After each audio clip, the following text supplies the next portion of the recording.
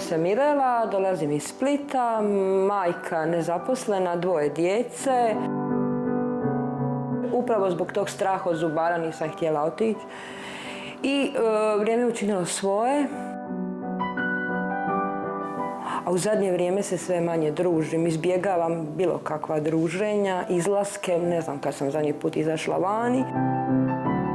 Očekivanja su samo da su zubi, da to lijepo i prirodno izgleda i da se napokon mogu nasmijati i družiti i uostalom da mi život može krenuti dalje, tamo gdje je stao prije nekoliko godina. Eto.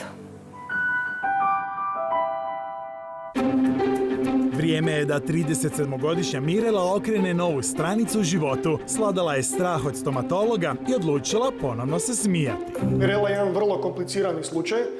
Radi se o tome da je došla sa potpuno bezubom gornjom čeljusti i donjom čeljusti koja ima zube, međutim ti zubi su u vrlo lošem stanju. Blistav hollywoodski osmijeh Mirela je dobila u humanitarnom makeoveru dentalnog centra Štimac. Nisam se ni u snu nadala da ću to baš ja biti, da će se to meni dogoditi. Nikad u životu nisam ništa dobila. Tim stručnjaka već je počeo raditi na Mirelinom blistavom osmijehu i uskoro će se njezin život promijeniti u potpunosti. Dakle, govorimo o kirurškom zahvatu i u gornjoj i u donjoj čeljusti, koji nam omogućava da u kratkom vremenu vratimo zube pacijentu. To znači svi zubi jedne čeljusti na samo 4 implantata.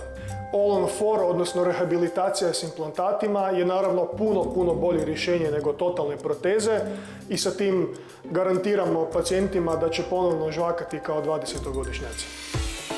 A evo i konačnog rezultata, od potpuno bezube dentalne slike do osmijeha koji više neće skrivati. Znala sam da će promjena biti velika, ali ovako oduševljenje, to je nešto stvarno divno. Ona je kod nas došla bez jednog zuba.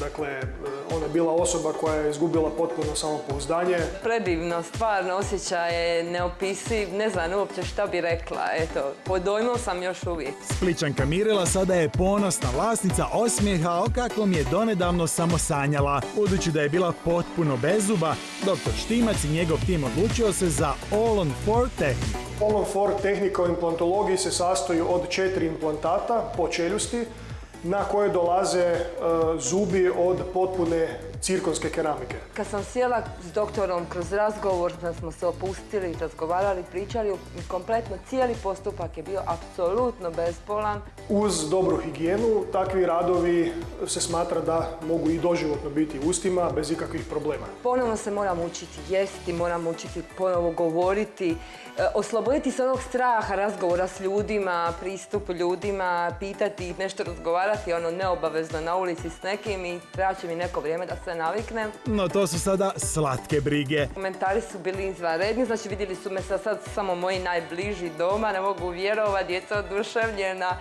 diraju zube, mama ima zube. Izaću vani, sješću na rivu i popit ću kavu i razgovarat ću s ljudima, pričat se, smijat se, povest djecu u šetnju, izaći vani, što već dugo nisam i ići na roditeljske sastanke. I otići na roditeljske sastanke, ponosno se smijati.